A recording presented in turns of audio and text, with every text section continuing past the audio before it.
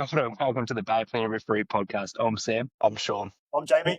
Dakota. Every week during the season, we bring you quick referee chat, new laws, education recap, and an interview with one of our members. I'm coming to you live from my workplace at lunchtime and have a very shiny head as a result. This week's guest is Dakota Collier. If you've been anywhere near a Sevens tournament over summer, you've probably seen Dakota putting up his hand to make rugby happen. Dakota's been putting in the mahi across almost all the Sevens tournaments, taking reps, learning fast, and quietly building the sort of match fitness and refereeing experience you can't fake. Because of this, Dakota's already been given opportunities to referee senior men while still at high school. That's not something you hand out for turning up. That's trust earned through preparation and doing the basics properly week after week. Add in time at Ames Games and Dakota's already had a proper taste of tournament officiating. Fast turnarounds, different teams, different styles, and pressure that sharpens you quickly. And when Dakota wasn't on the whistle, Dakota was still helping the team doing the hydration technician role, what the rest of us call water carrying, for match officials, which frankly is the surest sign you're all in. If you're willing to lug the water, you're willing to do the work. So if you want to look at what the next generation of Bay Plenty referees can be, fit, committed, and keen to learn, you're about to hear about it later. Welcome, Dakota. Throw Dakota. Cheers, Did lads. you write that and Appreciate send that it one. in, mate? Oh, yeah, I'm just a little bit about myself. Yeah. No, appreciate that one, lads. Thanks for having me.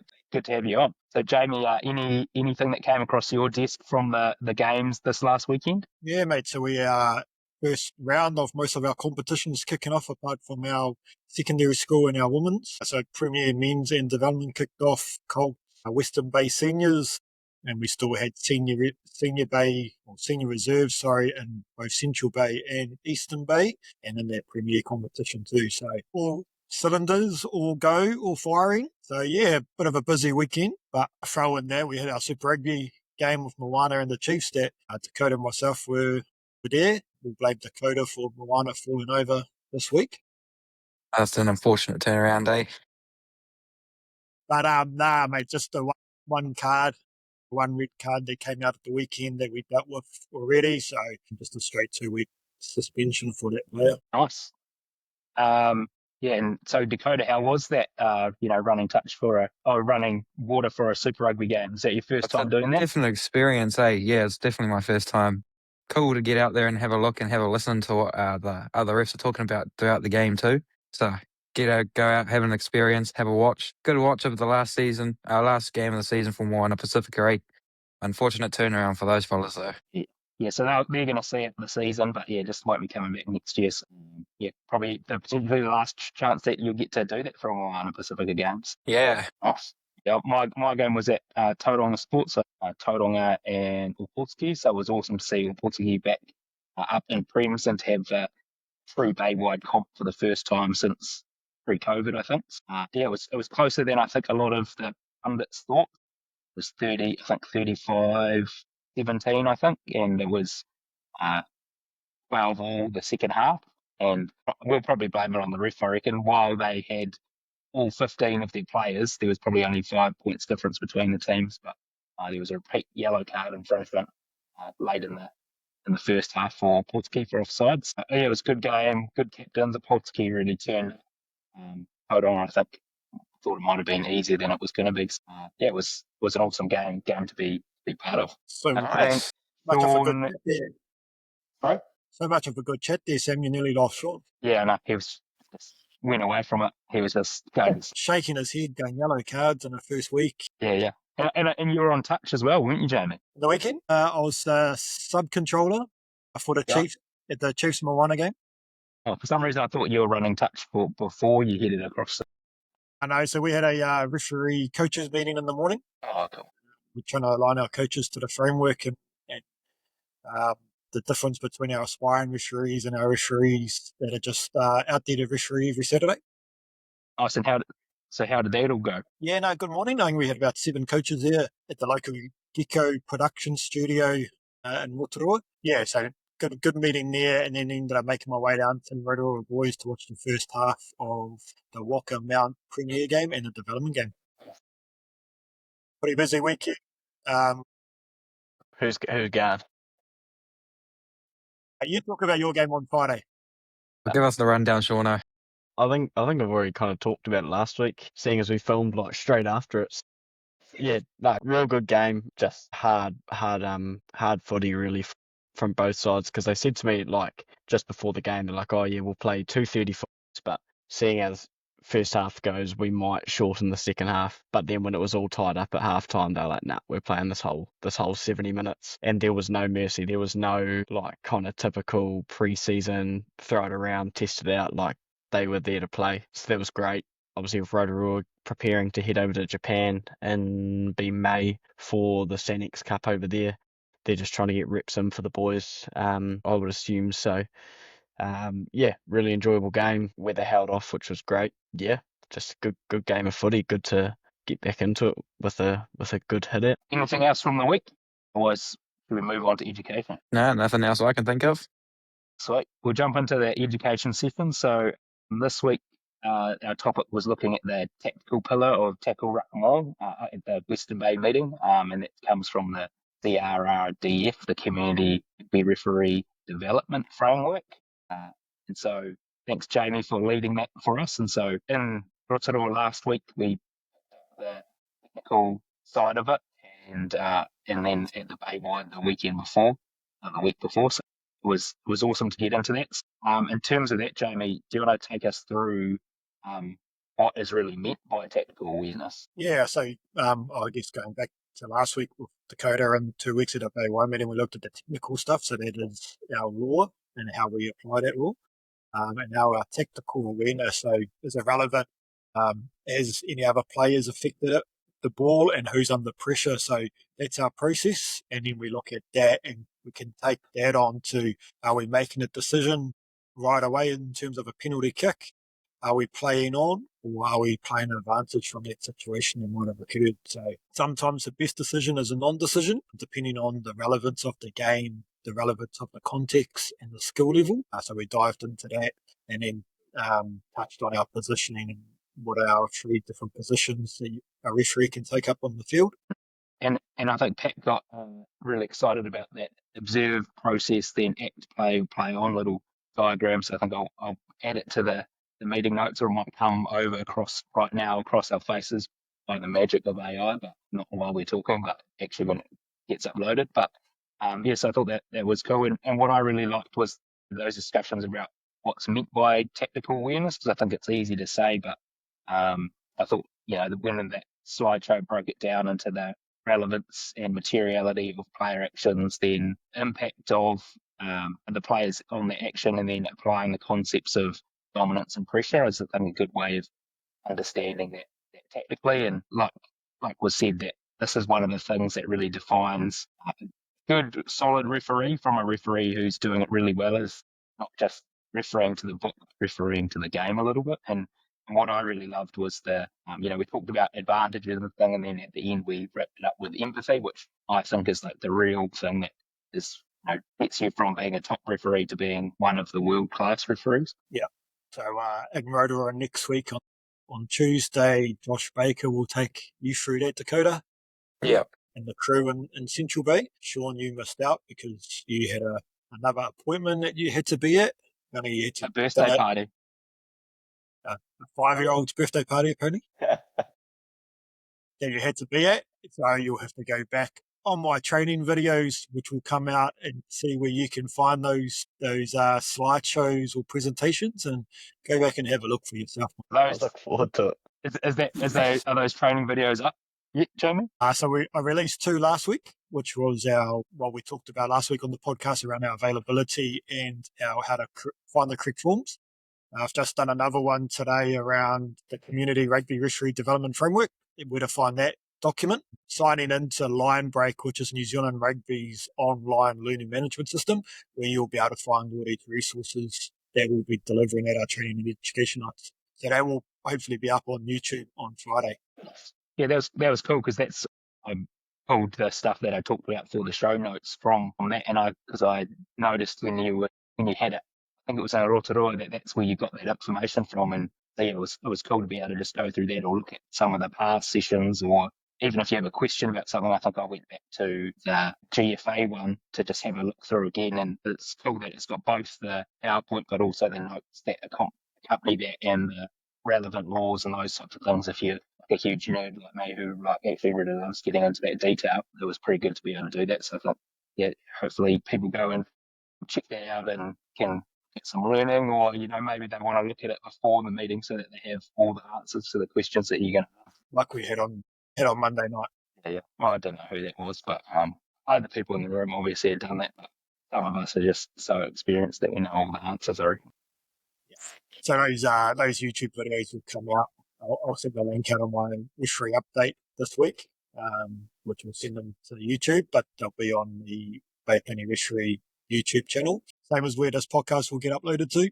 You can also find those training videos. Awesome work, thanks, Jamie. Cool, and now we're going to just jump into some referees news from around the space. I think, Sean, you're taking us away on that.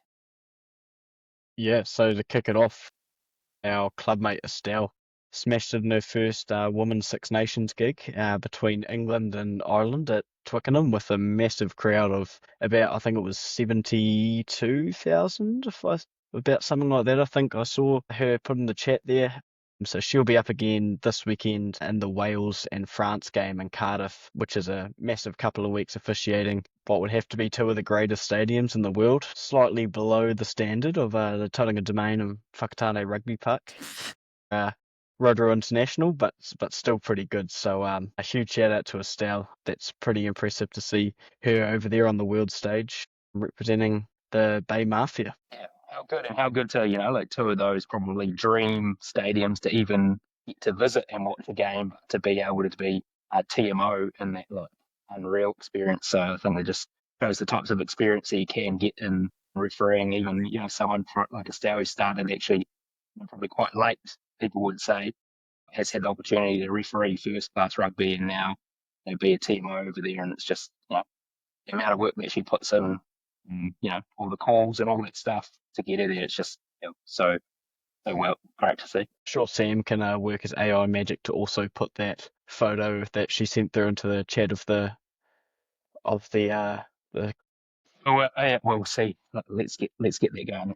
Let's use all the magic of technology that's available to us on this free trial while we use it. Fair enough. May as well use it while we've got it at hand. Yeah, mate. The Women's Six Nations and Pac-4 match officials all met last week prior to the opening round, including the start. There were lots of reports of the match officials receiving positive feedback from their calm captain communication and early preventative management at ruck and tackle. And it was an awesome initiative. I think I saw Estelle and a few others put up photos of that camp that they had between the, I guess all the top female match officials. I even saw one there of Estelle. I think she was looking at a video like she was the TMO and then relaying that to the team so that they could practice how they would work together. And I think there was a little bit of fitness and those types of things too. So it was cool to see all those top level officials all together just getting on the same page like that. Pretty similar to our weekly meetings, I think. And another one that I wanted to raise that I guess in the game I saw it and I was thinking, I reckon that this is going to have all the keyboard warriors going crazy. But I don't know if you guys saw it about in the Brumbies Highlanders game that Ben O'Keefe was referring in the 70th minute. Henry Bell from the Highlanders got a yellow card and an off-field review for a head-on-head contact, and so like some of the that's all gone out. Thanks. A lot of people felt that the ball carrier had head-butted or dipped his head into it, and so I was like, actually, I reckon this is going to go off on social media. And so for me, I thought it was a brilliant call that the tackle was always upright, and then the player coming into the tackle, or the ball carrier was just dipped into the tackle to brace himself. But I think there was a lot of uproar on social media and stuff and things like that. And then I think for us, I think the key is just to remember that upright defenders have the primary responsibility for preventing head-on-head contact. So actually, if you're in a straight upright position, then you're already on a hiding to nothing, and that the head requires intent of a striking action, not just forward momentum. So you actually have to have that intent there as a key part for it. So us moving into our games this weekend, that we're probably going to get some questions or some of those types of things. So yeah, I don't know. Did any of you guys see that one? Unfortunately, I wasn't able to watch it, but like for someone like me who uses social media quite a bit, one of the first things that came up was, they looking at the headbutt because I follow Super Rugby, and one of the first clips that come up was actually that clip. And when you watch it back, you can see that how Ben O'Keefe's arranged to make his call, and with the TMO's help on the sideline. That's how I managed to see it on social media anyway. I think more people probably saw it on social media than saw the actual game itself. Yeah, I didn't watch the game. We had family commitments, but I'm on it anyway. It's a bit of a small fest. But yeah, one talking point out of that was that yellow card, which in the end led to the try for the Brumbies to win it. But no, good process from the team of four. I think for me, it highlights that sometimes, the things that people see on the sideline or on social media or whatever don't really equate to how well you referee or if you got a decision or a process right. And so I think even though we don't have that level of scrutiny at club rugby level, is just remembering that actually we're really responsible for how well we feel that we did in a game, and the people who understand refereeing. And it doesn't necessarily mean that a coach or a person on the sideline or whatever should be able to bring you down because they felt something was different when, and you know that you did a good job. And I think that's kind of a skill that you develop as you go up through your refereeing. 100%. And that brings into our referee news section, and we're going to now move into our quickfire interview section. So with our guest Dakota, I'm going to kick it off with the first question. Why did you get into refereeing? So for me, I followed my brother around a lot for rugby, whether it was Tauranga, Whakatane, or Ōpōtiki, and I always managed to find myself on the sideline with the flag. So especially back in Rotorua, there wasn't really many refs that knew that had an AR with them, so I'd always end up on the flag. And so my reffing journey for me actually began a lot around with Phil Chandler. He's actually the one that convinced me to get into the reffing side of things. So if it wasn't really for Phil, I don't think Phil and my mum getting me where I need to go, and Phil to help me get the game sorted and get into the reffing community. So that's why I started reffing. Nice, but have you got a second season with Bay of Plenty Rugby referees? Have you got a refereeing highlight? I know we say this every week, but surely this podcast would be up there. But have you got a second referee highlight? Yeah, so this one's definitely sitting at number one at the moment for me. But it's probably my second refereeing highlight at the moment would be coming across to like the Ames games and the Condors and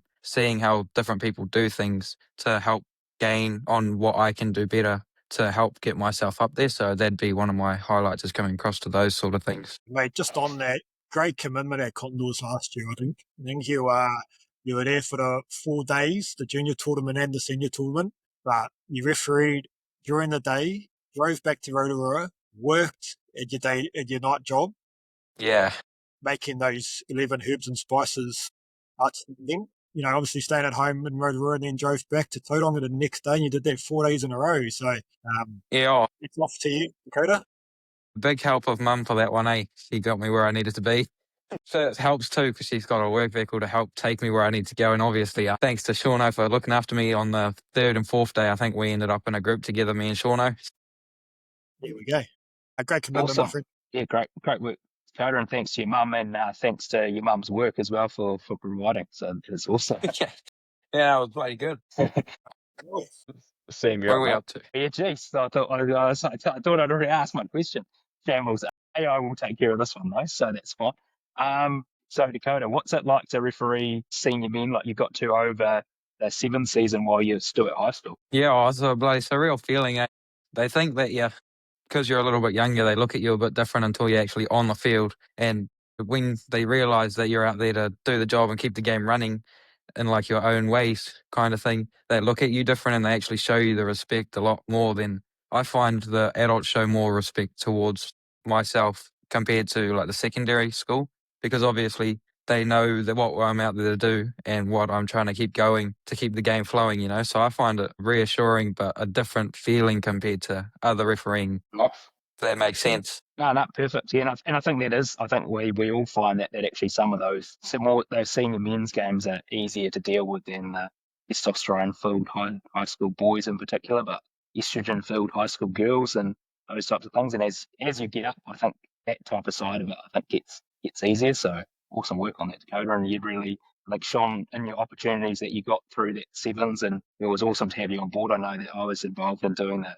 appointments over that sevens, and I was very worried that we weren't going to have enough referees, but knowing that, you were there week in, week out just made it way easier. I appreciate that one, guys. It was definitely a pleasure to be over there having a run around with the whistle for something different. It was a cool experience to come over and have a run around with everybody, learn some new things, see how everybody does it. Sam? And Dakota, who's your favourite referee? Oh, so I got a bit of a list here right now. I've got Phil obviously at number one because he's the one that got me into it. Obviously stepping up, coming back to us is Jamie at number two, if I'm being completely honest with you. And then because he's actually played. I'll pay you later. Oh no, it's more of the getting me where I needed to be with the opportunity side of things, and obviously coming back this year, helping me, looking after me already. So I appreciate that one. And then my third one would probably have to be, that one's kind of hard. I've got 1 and 2, but I don't really have a third at the moment. So if anybody feels like they want to step up into that one, feel free. I'm pretty disappointed at all those brilliant sevens you got to see me referee, that I'm not on the third, or Sean for helping you out at Condors. But anyway, It's just a reflection of our refereeing, mate, clearly. At the sevens, I didn't really see much of Sam because I was always down in the dungeon in Caddy Cat. Oh, yeah. Oh, okay. That's why I was always sent away down the bottom. Blame were you putting someone in the dungeon in Caddy Cat there? That's a different podcast. That's for the only Sam's podcast. Anyway, off that horrific segue. Oh no, there's still one more question, isn't there, G? Last question, Dakota, and I'll try to make my way from number 2 to number 1 by giving you the opportunities, my friend.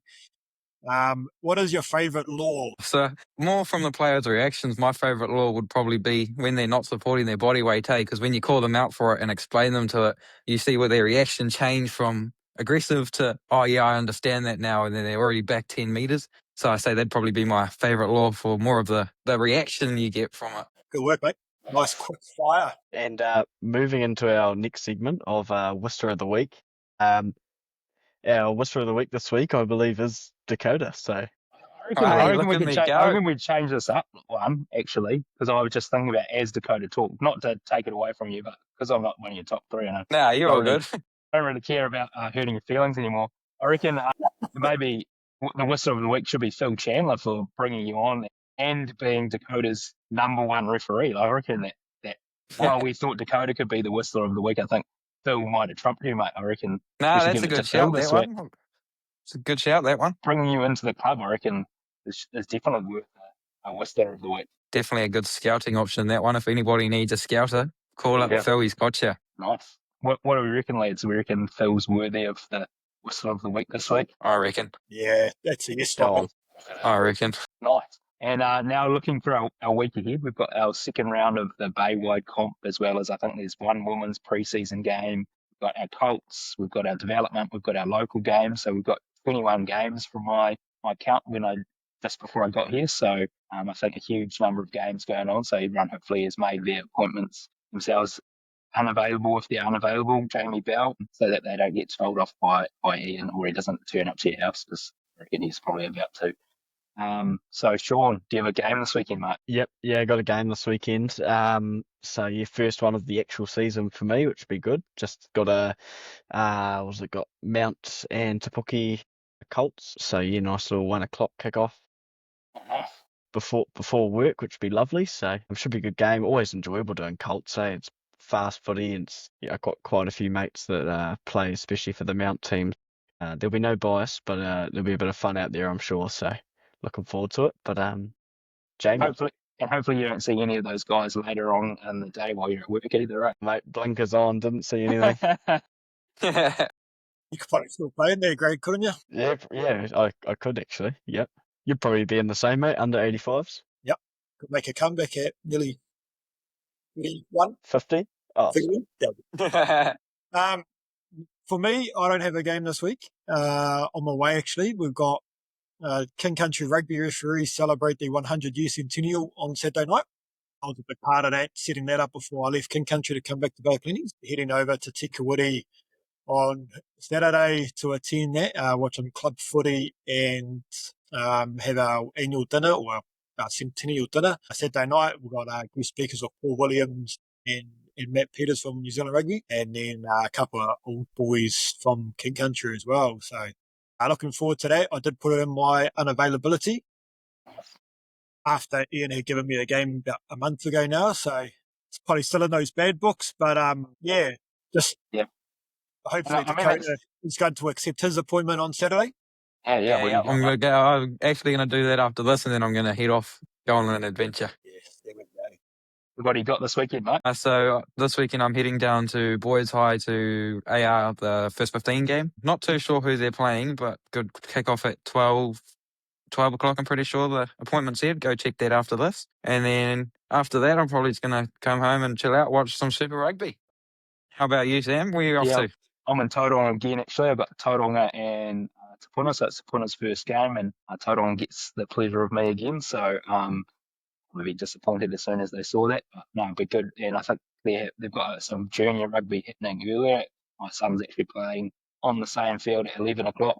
And then they've got the development game and then me at 2:45. So I think I'll be down there most of the day watching. He hasn't played rugby since he was 7, so he's decided to come back this year in under 13. So I'm looking forward to hopefully seeing him get smashed because you're not allowed to hurt children at home anymore, but he probably needs some of that. So, that'll be pretty good. Yeah, then he can sit around all hurt and crying watching my game. That'd be pretty good. Good to see Te Puna back out there, and it'll be a good game. And hopefully I'm better than I was last week because I was a bit rusty. And Sam, wasn't Tauranga and Te Puna, that was your first and your 100th Premier game in your career? Yes, that was my first Premier game, my 50th Premier game, my 100th Premier game, my first Premier semi-final, and when we had the COVID-affected year and I refereed the Western Bay Premier final, that was the two teams that played in it. So that game is, again, it probably has quite a lot of meaning to me, and they're probably the two closest Premier clubs where I live, like almost like directly in between where I live. So it's always a good game, that one. I don't think any of them understand that. Hopefully it doesn't become your last. Thanks for that, mate. Based on how I went last week, I would not be surprised because there's a bit of competition in there. There's a bit of competition in this Prem grade at the moment. So on that note, actually, Jamie, we've got anything coming up this week ahead? Not this week ahead. Obviously on Monday in our Western Bay, we'll have a look at that management pillar of our tackle, ruck and maul, and we'll square off having a look at those 3 modules. And as mentioned earlier, I'll try to get those YouTube videos up and loaded so people can do a little bit of homework over the weekend that everyone is excited for. But apart from that, mate, pretty cruisy. A few things in the background, but nothing too much to worry about. Cool. Yeah, it'll be good to see that management pillar. And we'll, I'm sure, we'll do a physical session before that in the Western Bay group again. And I think we've got Nick Hogan's away this weekend, I'm pretty sure, in Hong Kong for the first weekends of the Sevens World Championship. Awesome to see Nick out there representing us. So, yeah, that'll be awesome. So thanks everyone for joining us on the BoP Referee podcast. So you can catch us on YouTube, Spotify, Apple Podcasts, iHeartRadio, or at one of our weekly meetings. And feel free to get in touch with Jamie Bell if you have any questions, comments, suggestions, or complaints about this podcast. And as the kids say, click, share, and subscribe, and whistle well, team. Yes, lads. Thank you very much for having me.